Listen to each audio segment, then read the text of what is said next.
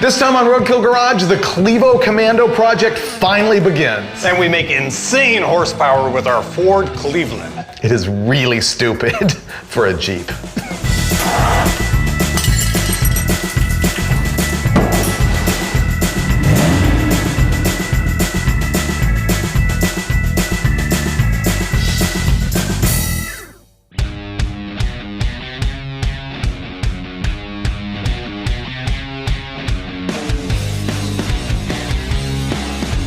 Finally, the Clevo Commando begins. This is a 1972 Jeep Commando, and what we're gonna do is make it fast. Don't think of this as a Jeep episode, think of it as hot rodding, because we're gonna put a Ford Cleveland in the thing. You gotta be wondering at this point why we would be putting a Ford Cleveland in a Jeep Commando. Well, throw your mind back to the very first episode of Roadkill Garage, where Steve and I had a Cleveland and we did a really dirt cheap rebuild on it. But later on, we pulled it out of our 67 Cougar and installed a regular Windsor, so we had a Cleveland sitting around. And putting it in the Commando seemed like the only logical thing to do. But then the whole thing escalated and we decided to build a 406 stroker with TFS heads. This thing's gonna be awesome. It's gonna take us a few episodes to get this one done, but we're gonna kick it all off right now as we make it our own, and at the end, we'll be able to give you a horsepower number of exactly how brutal that Clevo's gonna be. All right, it finally begins, Dulcich. I've been waiting for this, Freiburger. I know. You were non-committal. So now I'm committed, but I have a plan. I want to build the Jeep around the tires. I want to figure out what tires are going to go on it first, because that'll determine the width of the axles, and that's going to determine the suspension and everything. So we're going to have to start cleaning it out and then hacking the fenders for tire clearance. I think you already have a really good plan in mind. Okay, good. Ready to heave it in? Yeah. I'll steer, you push. It's your Jeep. I'm pushing. I'm pushing too. It doesn't weigh much. No, it rolls easy. That's good. Man, this thing's narrower than most of the junk we roll in here by a lot. I know. I want it to be fast. It's gonna have a Ford Clevo. It can't be anything but fast. Really? Those things make so much power. You know what my actual goal is? What? Wheelies. Wheelies? I want wheelies, and I want it to run in the 10s on motor. I never heard the wheelie thing. Oh yeah. I won't guarantee you wheelies. You'll impress me if you do big wheelies in this. Oh, it's gonna do Even wheelies. if you do little wheelies, I'll be impressed. No, it's gonna do. Really? Yeah. I'm liking the wheelie idea. This Jeep would have come from the factory with an AMC 304 V8. The thing is, they made these Jeeps starting in 67 and 71, and they have a much shorter front clip. When AMC bought Jeep, they wanted to put their 232 and 258 inline six in it, so they needed more room. So they stretched the wheelbase a couple inches, this one's 104, and added the nose that looks sort of like a 72 Blazer, but the whole thing is small, narrow, light. Ooh, I'm just gonna gut this thing for everything it doesn't need. This will come off. Top's ready to go? Yeah. I'm gonna bring in the forklift and rig this so I can pick it up. Really? Okay. Yeah. That'd be great. I'm gonna handle the whole thing. Okay. Don't worry about a thing, Freiburger. I've got this. I've got the forklift positioned just about perfectly. I'm gonna rig some straps from the front, a couple from the back, and just gonna pull this thing right up and out of there.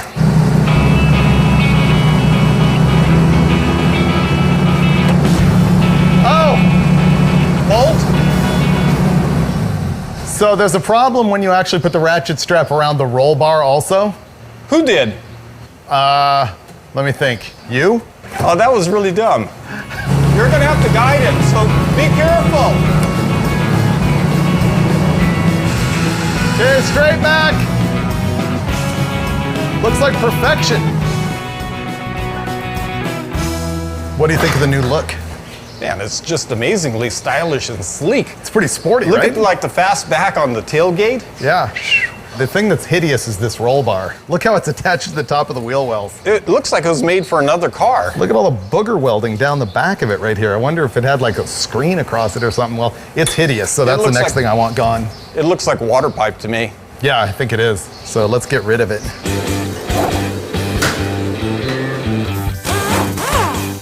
It's like water pipe. Trash. Wow, just getting this thing stripped down to goodness. That steering wheel's gross.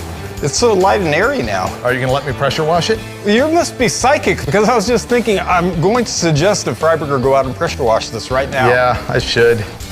Cow dog.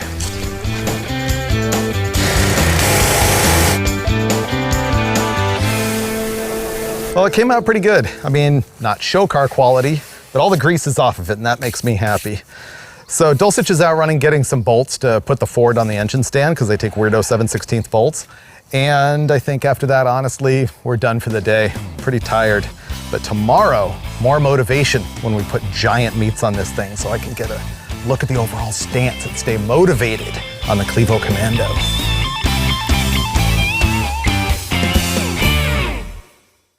It's morning, so it's hacking time.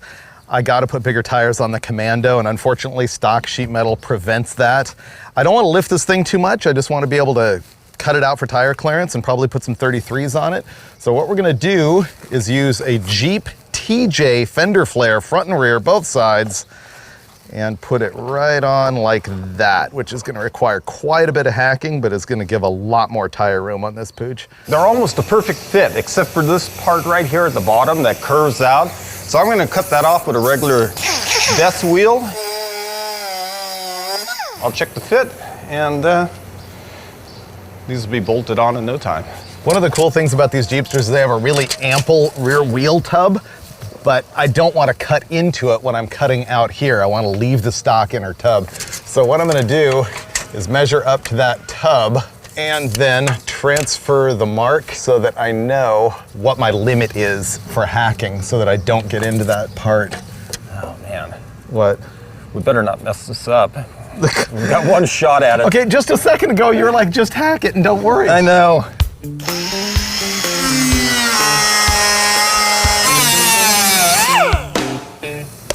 It's done. I don't think it improved the looks any, but once we put the fender flare on, it should look pretty good. It looks really good. And I'll end up cutting this, I think, at an angle, right? Yeah, matching the angle of the flare. Yeah. Up here in the front, I'm gonna have to cut a whole lot more than just the flare covers, because I gotta get rid of this factory flare so that the new one will sit flat. You realize if I screw this up, I'm gonna be all disheartened and like want to abandon the entire project.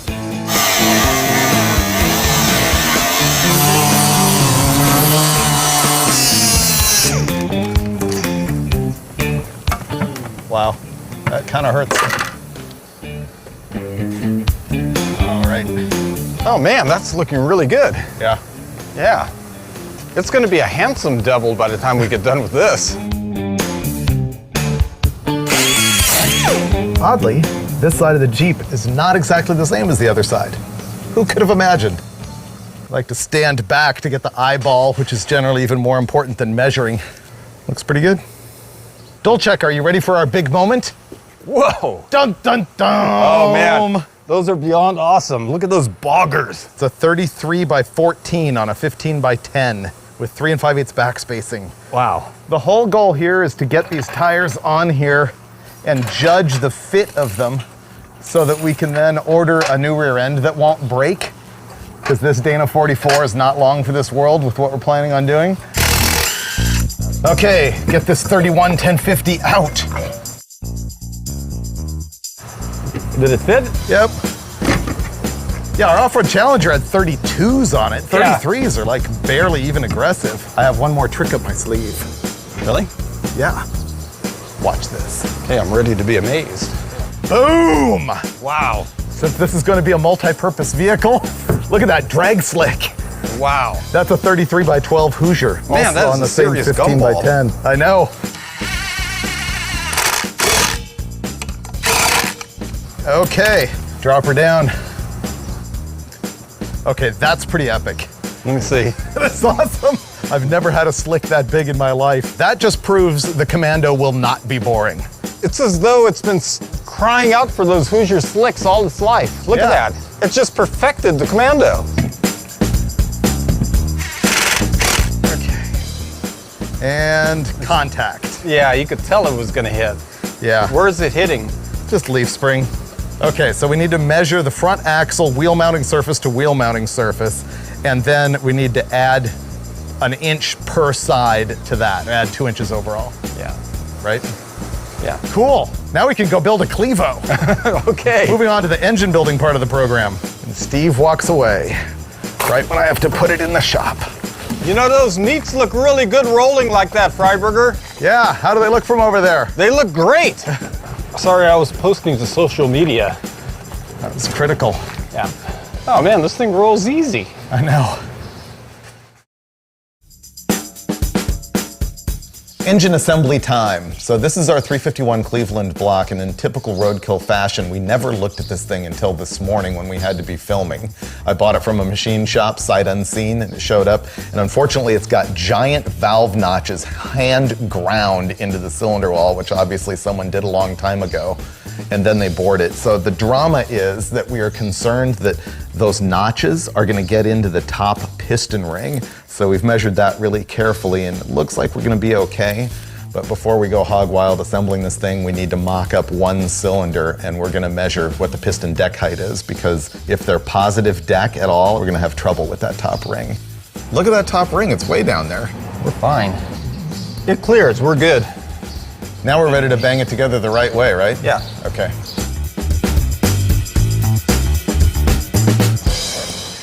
So what we're doing here is we're setting the ring end gap, and I wanted around 24 to 26. This one is right there. This one I'm going to take to the ring filer, open it up about 6 thousandths, and it'll be ready to install.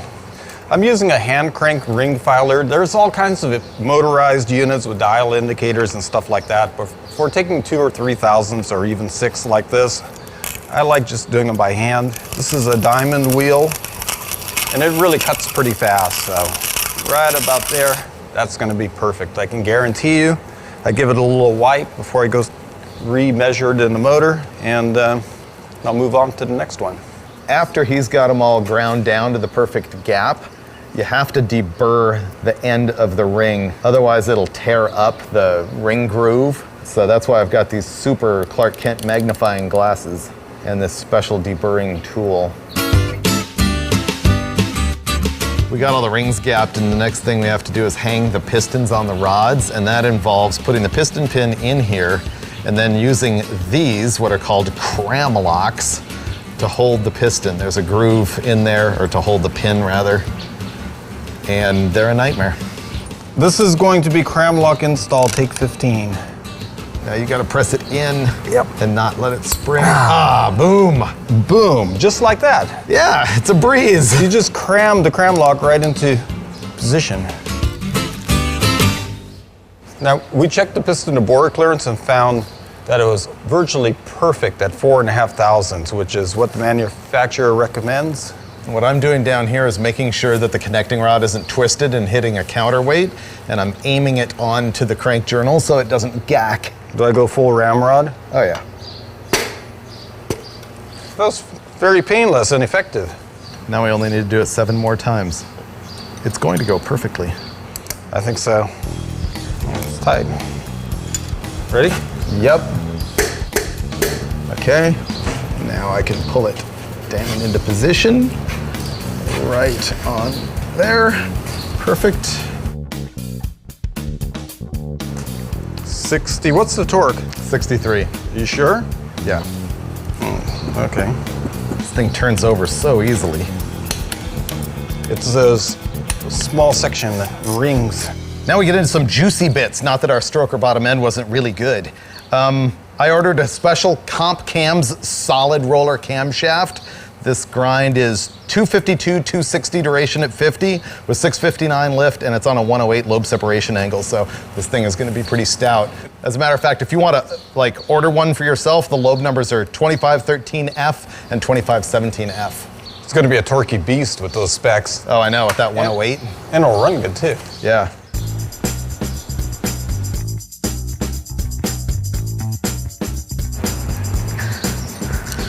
Well, this is going to be the no fun part of it for a little while as we put in the camshaft retaining plate and figure out how to make the damper work, which is going to be a challenge on the Cleveland to get the right length snout and spacers and stuff, timing chain, front cover, and then we'll get back to fun things like oil pans, cylinder heads, intake manifolds. Well, that cost a few hours, but Steve forced me to do the right thing and actually degree the cam, which was a good thing because if we had lined up the dots on the timing chain, it was actually retarded, which would have been lousy. And so we've advanced it, what I think is a little over advanced, like 10 degrees. I think it's really good. Yeah, he's saying it's gonna be really good. It'll make a lot of torque. I'm worried that it's gonna have a lot of cranking compression and it might detonate. Crank compression's power. Cranking compression is power.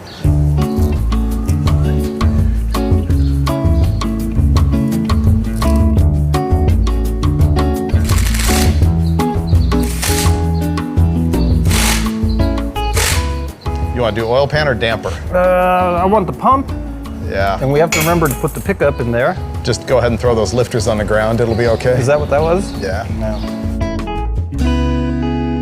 Next thing I've been working on here is the windage tray and pickup and pan and clearance to the pan. The first thing I had to do is put the windage tray on with these special studs and then turn the engine over to make sure nothing is hitting the windage tray, which is a common problem for a stroker. And then the next thing I had to do is figure out the pickup, which hits the windage tray. So I've been modifying that so it kind of fits. And now I'm gonna have to make another hold down tab that I'm gonna weld on right here. And I checked the clearance from the oil pan to the pickup right here with this piece of clay. And it's got right about that much clearance, about a little more than a quarter, which is about perfect.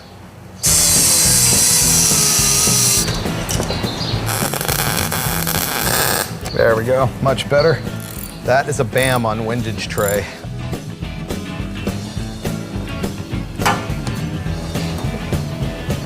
Ooh, I got squish. That's good. Ready for the big moment? Flipping it over? Flip it over. Look at the black on this. It's like a baby grand. That ebony finish is just gleaming. The most random thing. What do you mean? Doesn't it remind you? No. Man, that is a deep pan. I know. I hope it's not a problem putting it in the Commando. I'm really pretty proud of these heads, even though I didn't do a lick of work. This is a 225cc trick flow head, and the 225 refers to the volume of the intake port. Now, if you look in here really closely, the whole port is fully machined. That's done on a CNC machine. That's why it's called a CNC port. You get the same treatment here on the exhaust port and in the chamber. So it's a really nice streeter race head, and I think it'll make great power on our 406 Clevo. Okay, we're gonna check piston to valve clearance. And so that involves putting on a cylinder head and rotating the valves through their natural process. And then they're gonna press into this clay. And when we take the head off, we'll be able to see exactly what's happening with P to V. Okay, there you go. We have miles of piston to valve clearance. You can see the impression right here where the valve is. So watch, he's gonna take a razor blade and split it in half so that he's got a perfect cross section. And then he can use a caliper and actually measure what we've got here. And you can see it, the exhaust did barely touch right here, see it? You could put a lot more chem in this thing. Oh yeah. Why aren't we? Next thing we're gonna do is put the harmonic balancer on it and then find top dead center so that we can put a timing pointer. But putting the balancer on is gonna be another moment here. The inside diameter of this is too small to go on the crank snout. It's supposed to be a press fit, but usually they're just a couple thou too tight and you have to hone them. Watch this.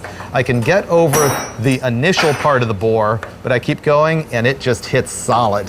So, the right thing to do is to send this thing out to the machine shop and just get a little bit of a hone out there, but we're about to show you how to do the right thing the wrong way.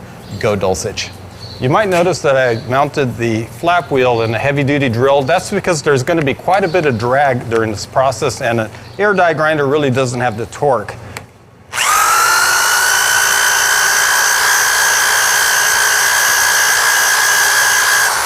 I don't want to slip fit it, so I'm going to stop right there because it works faster than you might think. The dog peed on the space blanket. No way. Yeah. Who let the dogs in here? They're not shop dogs, they're yard dogs. Another Dulcich homemade tool. We've got a long stud that's threaded into the crank snout, a nut on it over here, a giant socket pressing on our hub. And what I'm gonna do is hold the stud and just do this, and I'm threading the nut onto the stud, which is in turn going to press the damper hub onto the crank, and it is going like butter, about the perfect press fit. You really need to bottom your damper up against your timing here, like I just did. Perfect. If you ever get yourself one of these ATI dampers, which you really should, There is one offset bolt hole where it bolts to the hub, and they've got that marked with a little peen right there. And then this says offset hole. I am gonna make sure that I've got it aligned. There we go. Wow, it's trick, Dulcich. Yeah? Oh yeah, I like the ATI super damper. There we go.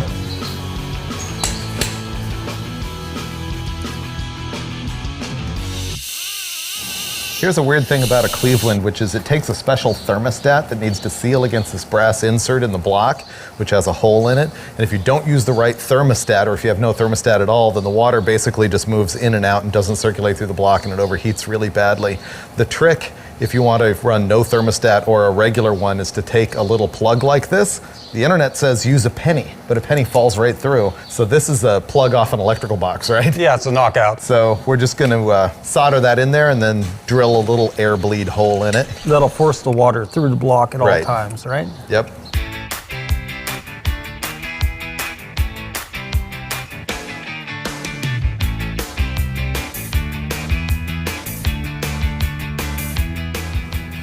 So this is a trick flow intake made specifically to match the cylinder heads. Okay, now we're good to go. That's as far as we're gonna be able to go here in the shop. We needed to order push rods, and we also needed to get the studs and guide plates, so that'll happen. When you see it on the dyno, that'll all be polished up. Valve covers, distributor, carburetor, and water pump will all happen in the dyno room, so that's it.